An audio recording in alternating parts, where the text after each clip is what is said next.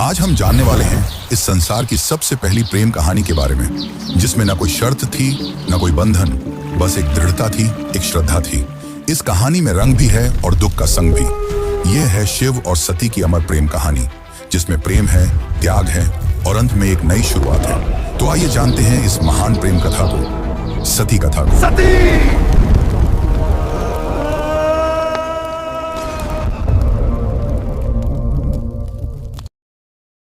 सृष्टि के आरंभिक काल की बात है, जब ब्रह्मा ने अपने मानस पुत्रों को रचा।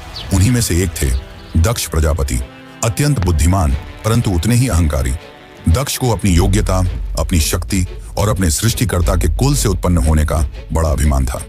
उसने वर्षों की तपस्या की और देवताओं से वरदान पाए संतान की प्राप्ति के लिए। उसकी यह तपस्या रंग लाई और उसे एक अत्यंत दिव्य कन्या की प्राप्ति हुई, वही जिसे हम आज देवी सती के नाम से जानते हैं। सती का जन्म किसी साधारण कन्या की भांति नहीं हुआ था। उनका स्वरूप स्वयं शक्ति का अंश था। कहते हैं वह स्वयं आदि शक्ति का अवतार थी। दक्ष को अपनी पुत्री पर गर्व था, लेकिन साथ ही उसके मन में एक अभिलाषा थी कि वह अपनी इस कन्या का विवाह किसी महान देवता, किसी वैभवशाली राजकुमार या किसी प्रतिष्ठित गृहस्थ से करेगा। उसे यह कल्पना भी नहीं थी कि उसकी पुत्री का हृदय वहां बन चुका है, जहां वैभव का कोई मोल नहीं, जहां वैराग्य ही आभूषण है, भगवान शिव। देवी सती बचपन से ही विचित्र स्वभाव की थी। अन्य कन्याओं की तरह ना तो उन्हें श्रृंगार में रुचि थी, ना ही राजसी जीवन की भव्यता में। जब जब वह शिव की चर्चा सुनती, जब किसी आर्ष्य द्वारा शिव की महिमा का वर्णन होता, उनका हृदय गहरे भावों से भर उठता। शिव जो श्मशानवासी हैं, जो मृग चर्म धारण करते हैं, जो भस्म रमाते हैं और सर्पों को आभूषण की तरह पहनते हैं, आम कन्याओं के लिए यह भय का कारण होता, पर सती के लिए यही शिव उनके अंतर्मन में बस चुके थे। धीरे धीरे यह आकर्षण भक्ति में बदला और भक्ति प्रेम में। अब सती का एक ही लक्ष्य था, शिव को पति रूप में प्राप्त करना। पर यह मार्ग आसान नहीं था। जब दक्ष को सती की इच्छा का आभास हुआ तो वह क्रोधित हो उठा। उसकी आंखों में तो शिव एक जंगल में भटकने वाले योगी मात्र थे। उसने सती को समझाने का प्रयास किया कि वह किसी योग्य, राजसी और सम्माननीय वर को चुने, पर सती अब निर्णय कर चुकी थी। उन्हें किसी धन, वैभव या पद की आवश्यकता नहीं थी। उन्हें चाहिए था वह परम पुरुष जो संन्यास में भी पूर्ण है, जो मौन में भी संपूर्ण है। और इसी लक्ष्य के लिए सती ने आरंभ की कठोर तपस्या। पर्वतों की गुफाओं में प्रचंड वायु और वर्षा के बीच सती ने भोजन तक त्याग दिया। उन्होंने पृथ्वी पर बैठकर खुले आकाश में बिना निद्रा के केवल शिव के ध्यान में लीन रहकर दिन, सप्ताह और महीनों का तप किया। देवताओं तक को आश्चर्य हुआ कि एक कन्या इतनी कठोर तपस्या कैसे कर सकती है।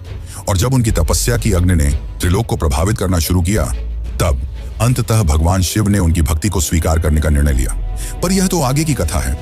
अभी तो एक पिता के अहंकार और एक पुत्री के समर्पण की टकराहट शुरू हुई है। जहां एक ओर दक्ष चाहता है कि सती उसके राजनैतिक सपनों की सीढ़ी बने, वहीं दूसरी ओर सती हर सांस के साथ शिव का नाम जपती है। यही संघर्ष इस प्रेम कथा की पहली चिंगारी है, एक ऐसी चिंगारी जो आगे चलकर एक भीषण अग्निकांड बन जाएगी। सती अपनी तपस्या में लीन थी। उनका एकमात्र उद्देश्य था शिव की प्राप्ति। अनंतः उनकी भक्ति से प्रसन्न होकर शिव प्रकट हुए। शिव मुस्कुराए और एक क्षण में वह उस तपस्विनी के समक्ष प्रकट हो गए। जैसे ही सती ने अपनी आंखें खोली, उनके सम्मुख खड़े थे वही जिनके लिए उन्होंने सब कुछ त्याग दिया था। शिव ने उनके तप, प्रेम और अटल श्रद्धा को देखा और कहा, हे देवी, तुम्हारा प्रेम मुझे बाध्य करता है।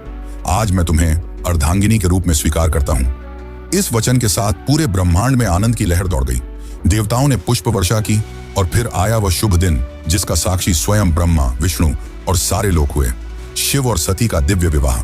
शिव बारात लेकर स्वयं कैलाश से निकले, पर यह कोई साधारण बारात नहीं थी।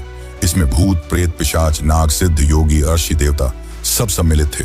शिव की सवारी नंदी थी, शरीर पर भस्म, जटा से गंगा, गले में नाग। यह स्वरूप देख सभी स्त्रियां भयभीत हो उठी, पर सती के चेहरे पर गर्व था। उन्हें अपने शिव पर गर्व था। वैभव नहीं, सत्य का स्वरूप थे वह। विवाह का आयोजन राजसी नहीं था, पर दिव्यता से भरा हुआ था। स्वयं ब्रह्मा ने मंत्रोच्चारण किया, विष्णु ने कन्यादान किया और समस्त लोगों ने इस मिलन का स्वागत किया। यह केवल दो आत्माओं का नहीं, सृष्टि के दो मूल तत्वों शिव और शक्ति का मिलन था।